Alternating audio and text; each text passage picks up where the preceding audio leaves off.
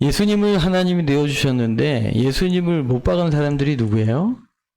너희가 범죄자들의 손을 빌려 예수님을 십자가에 못 박았다라고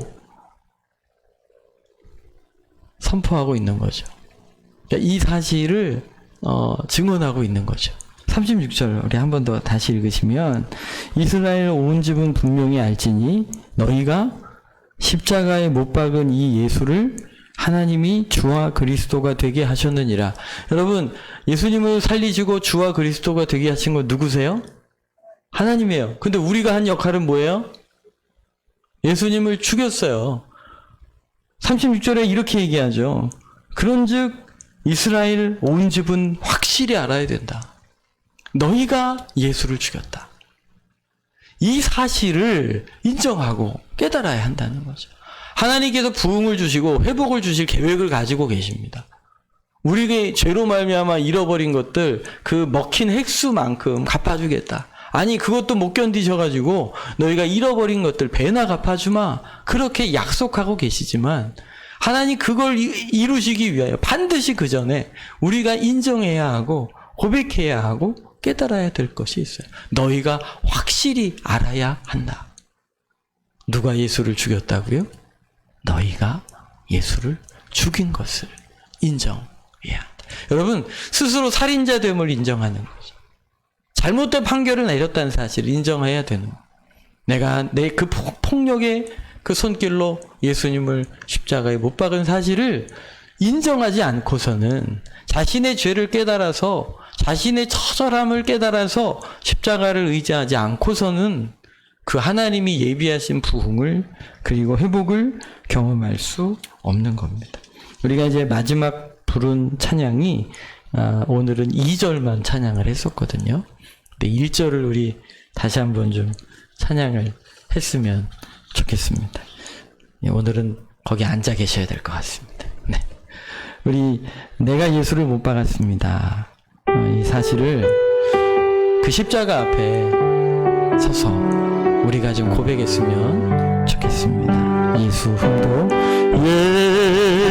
예수 흠도 죄도 없는 당신이 깊이 감춰둔 내 죄로 인하여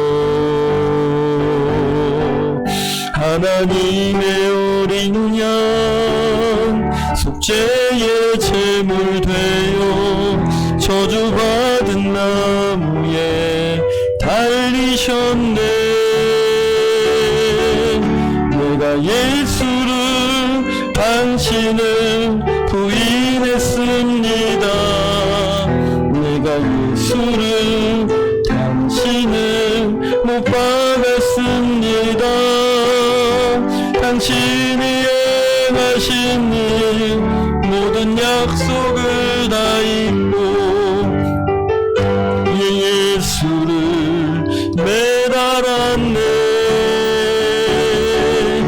내가 예수를 당신을 부인했습니다. 내가 예수를 당신을 못 박았습니다. 나의 모든 죄를 지고 아버지께 인도하시는 내가 예수를 못 박았습니다.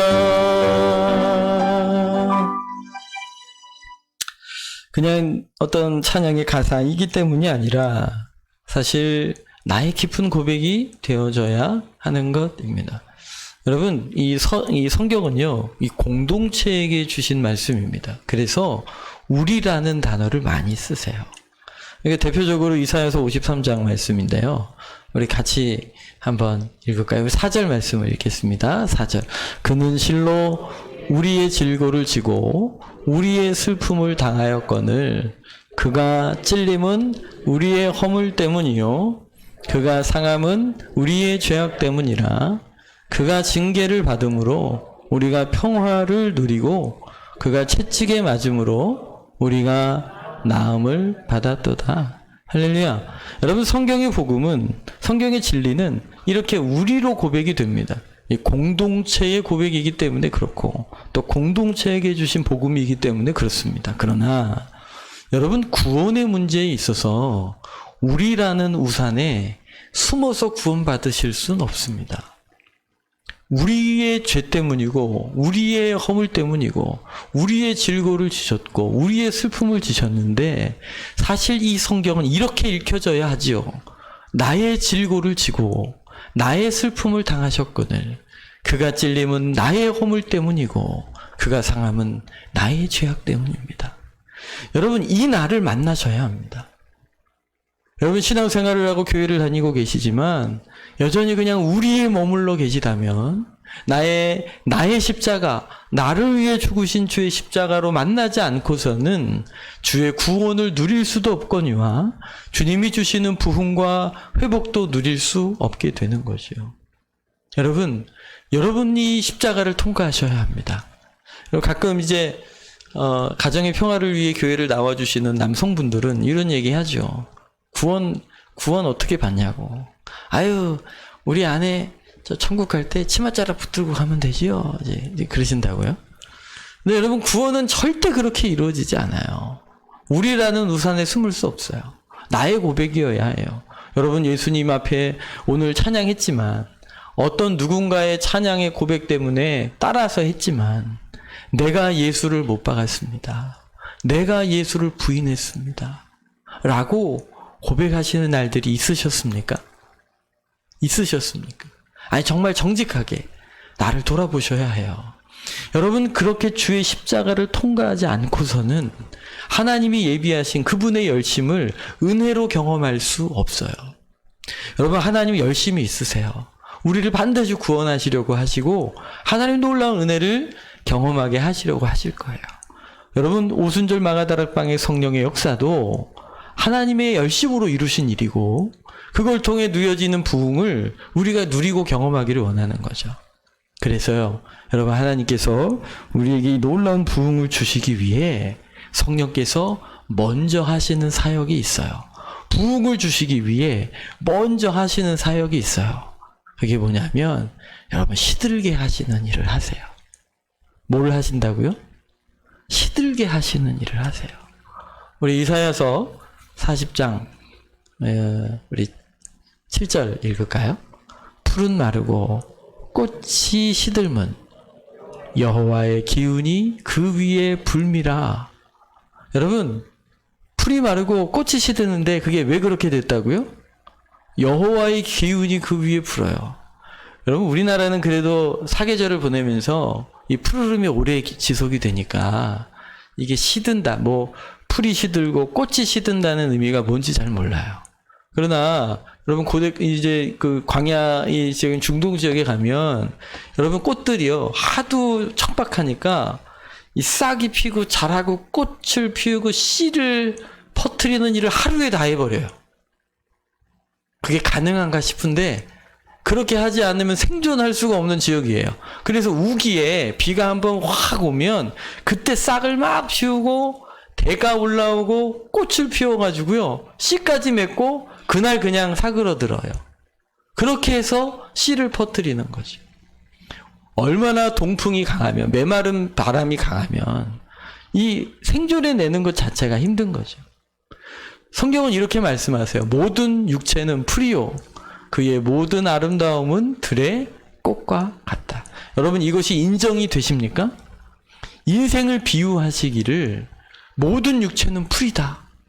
이 풀이라는 게 푸르다는 개념이 아니라 바람 한 번 불면 메말라 사그러드는 그런 풀인 거예요. 모든 아름다움은 들의 꽃과 같다. 아니, 여러분, 풀 자체도 그런데 꽃은 오직이나 야겠어요. 꽃이 아름답지만 그 메마른 동풍이 확 불고 나면 제일 먼저 사그러지는 게 꽃이지 않겠어요? 우리 인생이 아름답고 우리의 인생이 영광스럽고 우리가 추구하는 것들이 너무 많죠. 그런데요, 하나님 보시기에 그건 들의 풀의 꽃과 같은 거예요. 동풍이 한번 불면 사그러져 드는 거죠. 여러분들 그걸 인정하고 계십니까? 마음 깊이 알고 인정하고 계십니까? 근데 사실 그렇지 못해요. 그걸 잘 못해요. 사실은 그걸 여전히 쫓고 있거든요. 여러분, 주님께서 풀이 마르게 하고 꽃을 시들게 하시는 이유가 있어요. 뭘 깨닫게 하심일까요? 8절 말씀입니다. 풀은 마르고 꽃은 시드나 우리 하나님의 말씀은 영원히 서리라. 할렐루야. 주님이 정말 원하는 건 이거예요. 하나님의 말씀이 영원하다는 사실을, 하나님의 말씀이 반드시 성취된다는 사실을 믿고 의지하는 사람들이 되기를 바라는 것이죠. 그런데 여러분, 실제로 우리는 어떻게 사냐면 하나님의 말씀은 별것 아니고 오늘 세상이 이야기하는 돈과 그리고 주식과 뭐 여러 재테크와 그래서 얻어지는 여러 안정감과 경쟁에서 이겨야 하는 그런 삶들이 우리에게 너무나 큰 것이 되어버린 거죠. 그래서 하나님의 말씀을 잘 의지하지 못하는 모습으로 우리의 인생을 살아가고 있어요. 근데 이 사실을 깨달아야 해요. 여러분, 정말 하나님의 말씀이 영원하심을 믿으십니까? 정말 하나님의 말씀이 내 인생의 보화요, 진리요, 해답임을 믿으십니까? 인생의 갈등 속에서 뭔가 선택을 해야 될 순간에 여러분은 성경을 키시며 하나님의 뜻을 찾으시며 그 속에서 기도하시며 인도함을 받고 계십니까? 네, 아멘이 확연히 줄어들었어요. 저도 알아요.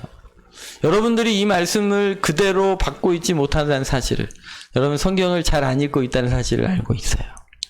아침마다 여러분들이 말씀을 묵상하는 것으로 하루를 시작하지 않다는 사실을 알아요.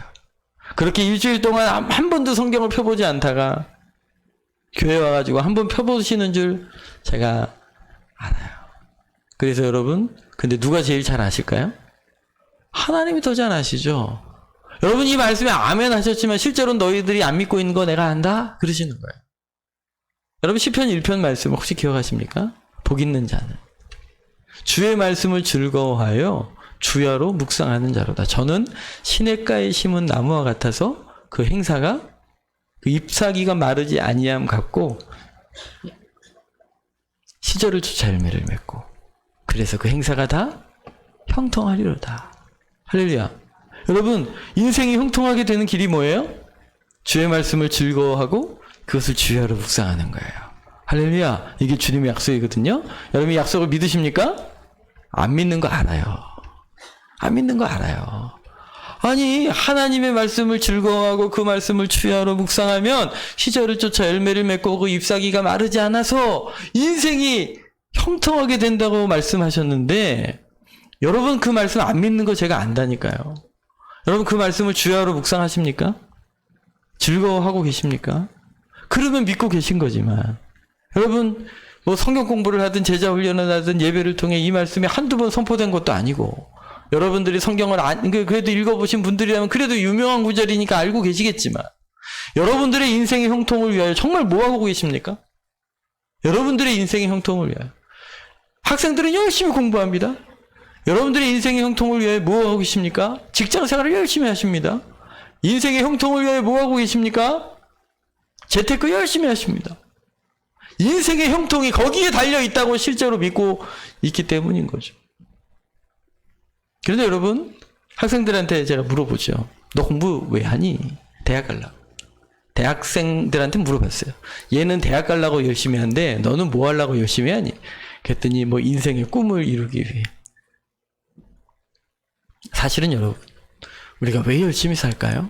왜 경쟁하는 이 시대 속에 열심히 살까요? 두려워서 그래요. 도태될까봐. 그 경쟁에서 도태될까봐 두려워서 열심히 사는 거예요. 저 사람은 부자가 됐는데 나는 상대적으로 부자가 안 될 것 같아서 두려운 거죠. 안정감이 우상이 되어버린 이 세대 속에서 내 안정감을 빼앗길까봐 두려워서 좌충우돌하며 열심히 사는 거예요.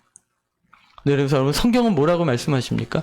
우리의 형통이 돈에 달려 있는 게 아니고, 우리의 형통이 권력을 가지고 있는 사람에게 있는 게 아니고, 우리의 형통이 경쟁에서 이겨야 얻어지는 게 아니라 누구의 손에 있다고요? 하나님의 손에, 하나님의 말씀에 있다는 사실을 선포하고 계시지만 사실은 안 믿고 있는 거예요.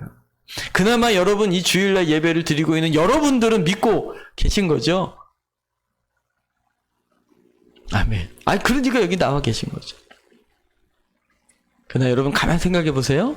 내가 그나마 이런 믿음까지 얻게 되는 과정에 뭐가 있었는지 여러분 주님께서 시들게 하시는 일이 있었어요. 그나마 우리의 믿음이 여기까지 온 것은 내가 의지하고 있었던 인생은 푸르르고 아름답고 영원할 거라고 믿었던 어떤 순간에 이게 인생의 풀과 같구나. 바람 한 번 불면 날아가는 연약한 인생이구나. 심지어 성경에는 너희 인생이 안개와 같다 하잖아요. 해 한 번 뜨면 사그러드는 인생이 이런 거구나. 이걸 경험하는 어떤 결정적인 순간들이 있으셨기 때문에 그나마 주일이라고 지키고 하나님 앞에 예배 드리면서 헌신하고 봉사하고 계시는 거예요. 그런 일이 있으셨죠? 있으셨어요. 새벽 기도 나오시는 분들 확연하게 있으셨던 분들이에요. 아무나 새벽에 나오지 않아요. 아무나. 그런 인생의 깊은 수렁을, 광야를 통과하면서 이 시들게 하시는 성령의 역사를 만나봤기 때문에 하나님이 변하지 않으시는 영광의 주님이신 것을 인정하게 되었고 그분을 의지하게 된 것입니다. 그러니 여러분, 이 시들게 하는 사역이 이 소개하는 것이 여러분의 기쁨이 안 될 수 있어요. 그러나 이미 우린 알고 있지요. 그게 꼭 필요하다는 사실을. 누구보다도 성령께서 너무 잘 알고 있죠. 얘네들은 그냥 말로 해서는 안 돼. 이렇게 표현하면 좀 그렇지만 여러분 말씀을 경험으로 알 때 견고하게 되기 때문에 그렇습니다. 그냥 공부가 아니라 지식이 아니라 경험으로 할 때 흔들리지 않는 구원이 되고 흔들리지 않는 믿음의 고백을 이루게 되기 때문에 그렇습니다. 여러분 누가복음 15장에 집 나간 아들 얘기가 나옵니다. 탕자라고 알려진 비유 말입니다. 이 아들이 아버지와 함께 있는 걸 억압을 받는다 생각했습니다. 자기 자유를 빼앗긴다 생각했습니다. 아버지랑 같이 있으니까 이 사람의 목표와 인생의 목표는 쾌락이에요. 그리고 그걸 위한 도구는 돈이에요. 그래서 아버지한테 아버지가 돌아가시지도 않았음에도 자기의 몫의 유산을 달라고 요청합니다. 여러분, 이제 고대 근동 집안 굉장히 가부장적인 집안인데, 이 가부장적인 집안에서 아버지한테 아버지 돌아가시지도 않았는데 유산을 달라는 건요, 이거는 굉장히 아버지를 무시하는 거고요. 명예를 꺾는 일입니다. 그런데 그걸 선언하고 그걸 받아냅니다. 그리고 이제부터는 내 세상이다. 그리고 아버지의 집을 떠나버리죠. 할렐루야. 할렐루야인가요? 많은 사람들이 이렇게 살고 싶어 하지 않습니까? 여러분 가만히 생각해 보세요. 내가 노력하지 않았는데 누군가가 돈을 줬어요. 그런 거 원하지 않으십니까? 네, 아버지의 유산은 아니더라도 누구에게 돈을 받기 원하고 그것으로 내 인생이 좀 더 자유로워지기 원하고 내가 원하는 일을 하고 싶고 쾌락을 즐기고 싶은 것이죠. 근데요, 그때부터 이 시들게 하는 역사가 있습니다. 여러분 잘 아시는 것처럼 같이 읽을까요? 그 후 며칠이 안 되어 둘째 아들이 재물을 다 모아가지고 먼 나라에 가 거기서 허랑방탕하여 그 재산을 낭비하더니 다 없앤 후 그 나라에 크게 흉년이 들어 비로소 여러분 돈이 있을 때 흉년이 들면 그나마 좀 견딜만 해요. 그런데 딱 돈이 떨어지는 순간 또 기근이 왔네요. 이건 작품이죠. 우연히 와도 이렇게 올 수가 없는데 그렇게 인생이 겹겹이 이상하죠. 그렇죠? 인생은 뭔가 무슨 일 어려운 일이 생기면 꼭 같이 와요. 가만 생각해 보면 누구 작품이에요? 네, 하나님 작품이에요. 사실은.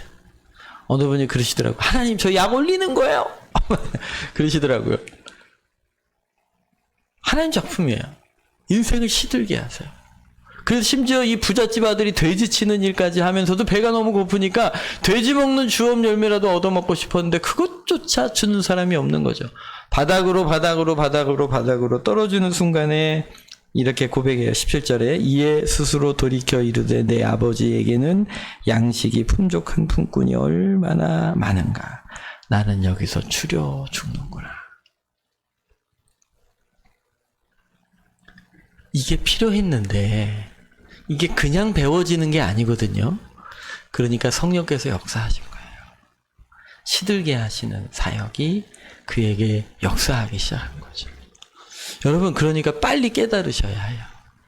하나님은 우리에게 이 회복과 부흥을 주시기 위하여 열심을 내고 계시지만, 여러분, 원하지 않는 사람에게 주면 그게 소중한지 몰라요. 그걸 기대하지 않던 사람에게 주면 그게 귀한 줄 모르거든요. 정말 필요한 것임에도 불구하고. 그래서 이 시들게 하시는 역사를 성령께서 이루시는 거예요. 언제까지 하실까요? 이 시들게 하시는 목표가 있거든요. 우리 고린도전서 3장 1절입니다. 같이 읽겠습니다. 형제들아, 내가 신령한 자들을 대함과 같이 너희에게 말할 수 없어서 육신에 속한 자 곧 그리스도 안에서 어린아이를 대함과 같이.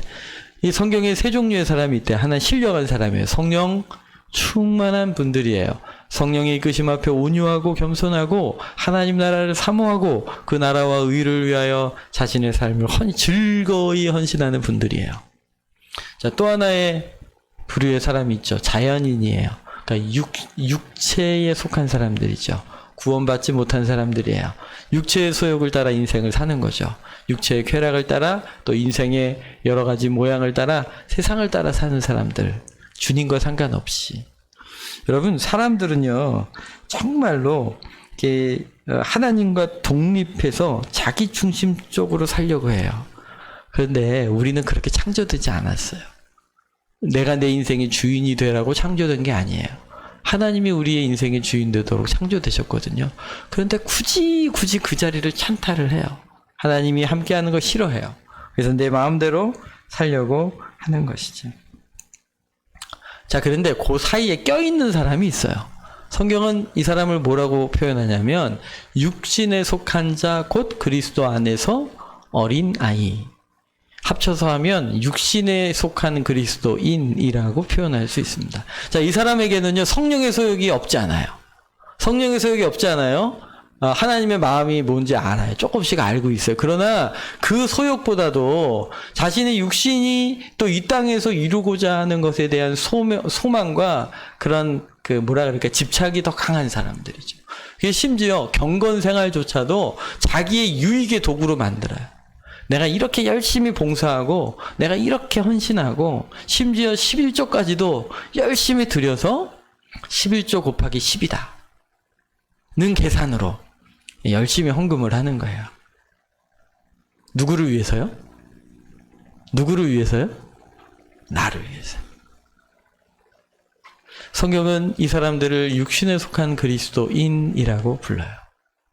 우리 3절 말씀입니다. 같이 읽을까요? 너희는 아직도 육신에 속한 자로다. 너희 가운데 시기와 분쟁이 있으니 어찌 육신에 속하여 사람을 따라 행함이 아니래. 지금 이 어느 성경에 있는 구절이에요? 이게 고린도 전서예요. 고린도 교회에게 주시는 말씀이에요. 고린도 교회가 어떤 교회입니까? 성령의 은사가 충만한 교회였어요. 그래서 하나의 성령의 은사 그러면 다 고린도 전서에서 다 가르쳐요. 그 성령의 은사가 충만해요. 예언의 은사, 방언의 은사, 통역의 은사, 신유의 은사, 능력 행함, 이런 드러나는 성령의 역사가 확연했던 교회거든요. 그럼 우리는요, 그럼 외적으로 성령의 능력이 나타나면 굉장히 성령 충만한 사람, 신령하신 분들이라고 생각해요. 그러나 성경은 그렇지 않아요. 성령께서 성경을 통해 고발하시는 건 뭐냐면, 여러분 성령의 은사가 나타나니까 굉장히 고결하고 굉장히 성령 충만한 사람 같아 보여도 실제적인 정체는 그렇지 않다는 거죠. 육신에 속한 그리스도입니다. 이유는 뭘 보면 안다고요? 3절에 보니까 너희 가운데 뭐가 있어서요? 3절에 시기와 분쟁이 있는 거 보니까 너 아이들 아직도 육신에 속했구나 그러는 거예요.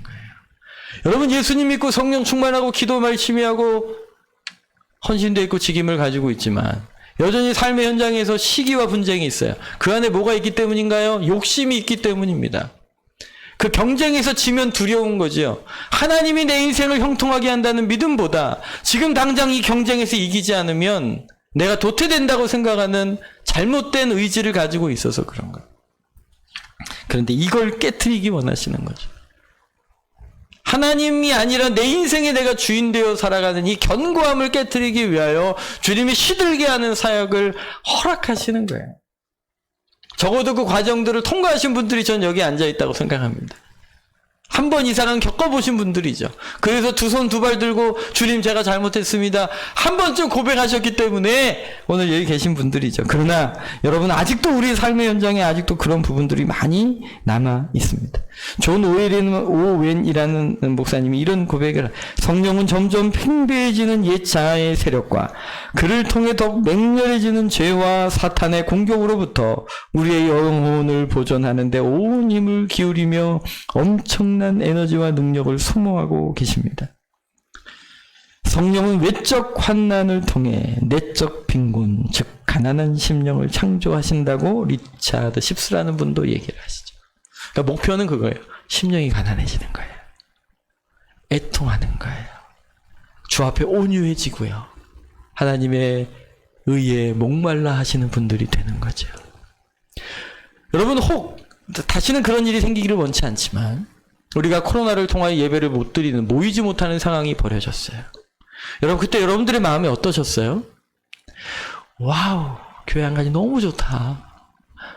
할렐루야. 집에서 예배 드리기 너무 좋다. 집에서 처음에는 굉장히 경건하게 옷 탁 주일날 교회 가는 사람처럼 막 이렇게 탁 가족이 뭐 점점 시간이 지나니까 TV를 켜놓고 이제 자 이렇게 놓으셔서 네. 여기 우리 교회 좀 영상이 안 좋은데 땅땅땅땅 눌러서 딴 데 더 이렇게 봐가면서 목사님 오늘 별론데 딴 데도 꼭 눌러. 좀 이게 뭐 그냥 우스갯소리를 한 얘기지만 예배를 드릴 수 없는 상황에서 여러분들의 마음은 어떠셨습니까? 예배를 드리지 못하는 안타까움이 있으셨나요? 우리가 함께 모이지 못하는 안타까움이 있으셨나요? 하나님 속히 이 날이 지나가게 하옵소서 기도하셨나요? 무엇을 기뻐하고 계십니까? 나의 정체는 무엇입니까? 내가 무엇을 추구하고 즐거워하고 계십니까? 주를 예배하는 일과 세상의 바쁜 일들이 겹쳤을 때 난 무엇을 선택하십니까? 무엇이 정말 나를 형통하게 만들 거라고 믿고 계시는 것입니까? 그 정체가 언제 드러나냐면 광야를 통과할 때 경험하게 되고 그때 깨닫게 되고 그제서야 이 시들게 하신 이유를 깨달으면서 예수님의 십자가를 향하게 되고 바라보게 되는 거죠. 여러분 거기서 역전이 일어나고 거기서 참된 승리를 경험하게 되는 거예요. 여러분 혹시라도 아직도 인생에 이 시들게 하시는 사역 속에 머물러 있거나 혹이라도 조금이라도 그런 일들이 어쩌면 평생 있을지도 모르죠. 왜냐하면 늘 정신을 차려야 하니까. 네, 여러분 잊지 마십시오. 하나님 우리를 미워하셔서 그런 게 아니에요. 우리 6절, 7절입니다. 같이 읽을까요? 주께서 그가 받아들이시는 아들마다 채찍질 하심이라 하였으니 너희가 참음은 징계를 받기 위함이라 하나님의 아들과 같이 너희를 대우하시나니 어찌 아버지가 징계하지 않는 아들이 있으리. 여러분 사단에게 속지 마세요. 여러분들에게 있는 어려움들은요 여러분들을 미워해서 하나님이 허락하신 게 아니에요. 하나님이 아들이기 때문에 딸이기 때문에 사랑하시기 때문에 가장 좋은 것 주시려고 정말 소중한 가치가 무엇인지 알게 하시려고 주님이 허락하신 거예요. 그러니 여러분 그 고난의 순간에 하나님을 원망하는 것이 아니라 하나님 나한테 왜 이러시는 거예요? 왜 나를 이렇게 힘들게 하시는 거냐고 원망하고 손가락질하는 것이 아니라 여러분 하나님은요 우리가 당하는 고통보다 우리의 고통보다 더 많은 고통을 겪으세요. 내가 알지 못하는 고통까지 다 낱낱하게 겪고 계신 거예요. 그러니 하나님께서 주의 자녀들에게 고난을 허락하신다는 얘기는 뭐냐면 그 고난 안에는 하나님의 눈물과 피와 아픔이 녹아져 있는 선물인 거예요. 하나님을 통과해서 우리에게 허락된 것이거든요. 그러니 하나님 미워하지 마세요. 하나님 오해하지 마세요. 여러분 우리 과거를 돌아보면 이런 일은 나한테 없었어야 할 일인데 아직도 그게 예수님 믿고 있지만 그때 그 사건이나 그 관계나 그 일들이 해결이 안 돼서 아직도 아픔처럼 가지고 있을 수 있어요. 여러분 저도 있어요. 안 그러려고 하는데 그 사람과 관련된 이야기나 사진이나 이런 거 보면 제 안에도 이 돌덩어리 같은 게 이렇게 있더라고요. 죄송해요. 용서를 선언하고 원수 갚는 건 하나님께 맡기라고 설교하는 저였지만 아직도 해결이 안 돼. 그 비슷한 상황에만 들어가도 그때 생각이 나가지고요. 그런데 이게 어제예요. 어제 지금 우리 청년들 본문 말씀이 창세기 50장 말씀이었거든요. 이제 형들이 요셉 보고 요셉 죽이려고 그랬잖아요. 근데 이제 지켜주던 야곱도 죽어버리고, 야 이제 요셉이 우리한테 원수 갚으면 어떡하냐, 그래가지고 막 용서해달라고 요셉한테 바짝 엎드리는 장면이 나와요. 그때 요셉이 뭐라 그러냐면, 형님들은 저를 해야 하려 하셨지만 하나님께서 그것을 선으로 바꾸사 나로 많은 생명이 살아나게 했습니다 라고 말씀을 하세요. 근데 어제 이제 앉아서 이제 그 말씀을 이렇게 묵상하고 있는데요, 이제 그때 그 장면들이 또 떠오른 거예요. 또 그 마음에 이 돌 같은 게 또 느껴져요. 그런데 그 말씀이랑 제 그 굳어진 마음이랑 이게 갑자기 겹쳐지면서요, 그 사람들은 분명히 의도적으로 나를 해하려고 했어요. 그래서 아픔을 제가 겪었거든요. 그런데요, 하나님이 그냥 계시지 않았어요. 그분들은 나를 해하려 했지만 하나님은 그것을 선으로 바꿔주셨어요. 저에게 그렇게 하셨더라고요. 그리고 앞으로도 그렇게 하실 거더라고요. 뿐 아니라 하나님이 나만 회복시켜 주시는 게 아니라 오히려 나를 통하여 더 많은 사람들을 살리고 회복시키는 일에 쓰시겠다는 거예요. 이제 말씀이 제 상처받은 마음과 기억과 감정과 같이 이렇게 오버랩 되면서요, 어제 참 신기한 경험을 했네요. 마치 돌덩어리 같았던 그 굳어진 그 감정들이요, 뭔가 확 이렇게 녹아지는 은혜를 경험하게 해주셨어요. 왜 그때 그걸 허락하셨을까? 하나님 나를 사랑하시면 나를 위해 십자가를 지신 그분이 왜 나한테 그런 일을 허락하셨을까? 왜 대놓고 그렇게 나를 해하려고 하는 일들을 왜 허락하셨던 걸까? 그때 왜 보호 안 해주셨을까? 라는 생각까지 하게 되지만, 근데 여러분, 하나님의 은혜가 더 크셨어요. 아멘? 그 과정을 통과하면서 그 하나님께 의지, 그때는요 막 눈 뜨면 막 불안하고요. 그런데 이상하죠. 그렇게 막 억눌리는 감정 속에서도요, 고개를 숙이고 주여 하고 고백하면 그 이상한 평강이 저를 확 잡아주시는 것들을 겪으면서 그 과정을 통과해 왔거든요.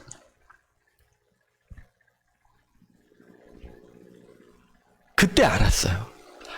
성경에서 세상이 줄 수 없는 평안을 너에게 주마, 그게 그냥 성경 구절이 아니라 저의 인생 속의 경험이 된 거예요.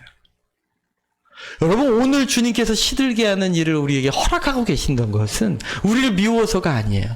오히려 그것을 통과하여 더 주시고자 하시는 귀한 것들이 있기 때문이에요. 이 설교를 우리 청소년들한테 했더니 잘 못 알아듣더라고요. 아직 그 녀석들이 그 인생의 쓴맛을 덜 봐서 그래요. 그러나 여러분들은 좀 느끼시는 것 같아요. 저보다 오히려 더 큰 일들을 겪으면서 그 터널을 통과해 여기까지 오셨기 때문에 더 그러시지요.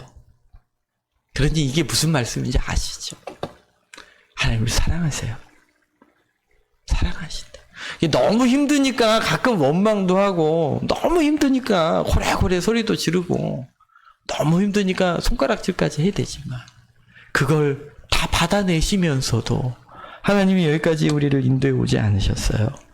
그러니 여러분이 시들게 하시는 사역도 우리를 향한 사랑이었던 거예요.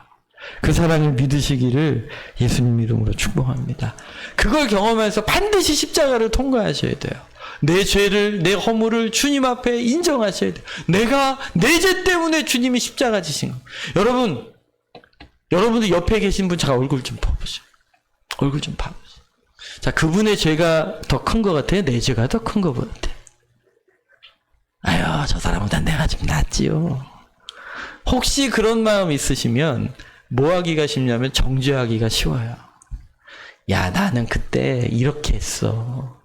그때 말이야 난 40일 금식 기도했다야. 넌 근데 왜 아직도 그 모양으로 있니? 그러면서 이제 점점 정죄하는 마음이 들고 판단하는 마음이 들어요. 그런데 여러분 정말 그분의 십자가를 제대로 통과하시면 사도 바울이 내가 죄인 중에 괴수입니다 라는 말이 그게 다른 사람 말이 아니라 내 옆에 있는 그 사람보다 내가 죄인인 거예요. 저 TV에 나오는 흉악한 죄인보다 내가 더 죄인인 거예요. 그게 깨달아질 때 그게 십자가를 통과한 흔적이 됩니다. 여러분 아직도 누군가를 불평하고 원망하고 아직도 판단하고 정죄하고 계시다면 여러분 십자가 앞에 가셔야 돼요. 십자가를 통과하셔야 돼요. 예수님이 십자가에 죽으신 게 내 죄 때문이에요. 예수님이 십자가에 죽으신 게 내 허물 때문이라고 절절하게 고백하게 될 때 하나님의 은혜를 누릴 뿐 아니라 다른 사람도 용서하게 되고요. 하나님의 은혜를 경험하게 되죠. 여러분 내 손에 들려진 채찍을 보셔야 해요. 그냥 고난 주간 통과하면서 그냥 예수님의 고난 영화 보면서 예수님의 십자가, 예수님의 등에다가 채찍질하고 있던 그 군인의 그 모진 채찍질이, 그 채찍이 누구 손에 들려 있는지 보셔야 해요. 예수님을 그 십자가에 못 박았던 망치와 그 대못이 내 손에 들려 있는 걸 보셔야 해요. 십자가 앞에서 그것을 깨달아 울고 깨닫고 통회하면서 여러분 내 손에 들려진 그 채찍을 놓으셔야 해요. 내 손에 들려진 그 망치를, 그 대못을 십자가 앞에 내려놓으셔야 해요. 그게 십자가를 통과하는 거예요. 아직도 내가 내 인생을 주장하려고 하고 아직도 내가 그 원수를 갚으려고 하고 아직도 용서가 안 돼서 바둥대고 있는 우리의 인생에 아직도 이 못과 망치를 들고서 원수를 갚으려고 하지만 사실은 그걸로 지금 예수님께 못질을 하고 있는 거거든요. 예수님의 십자가를 바라보십시오. 예수님의 십자가를 통과하셔야 합니다. 이 부분이 필요합니다. 주님, 제가 이게 용서가 안 됩니다. 하나님, 이 부분이 십자가를 통과하게 해주십시오. 오늘 나의 연약함을 주님 앞에 고백하게 될 때 그 십자가의 은혜 앞에서 사랑을 다시금 고백하게 되는 거죠. 여러분 기억하십시오. 예수님이 우리 죄를 위해 죽으신 거예요. 우리 안에 누가 있는 거예요? 내가 있는 거예요. 내 죄 때문이었어요. 그 사실을 깨닫게 되셔서 하나님의 놀라운 은혜를 누리시기를 축복합니다.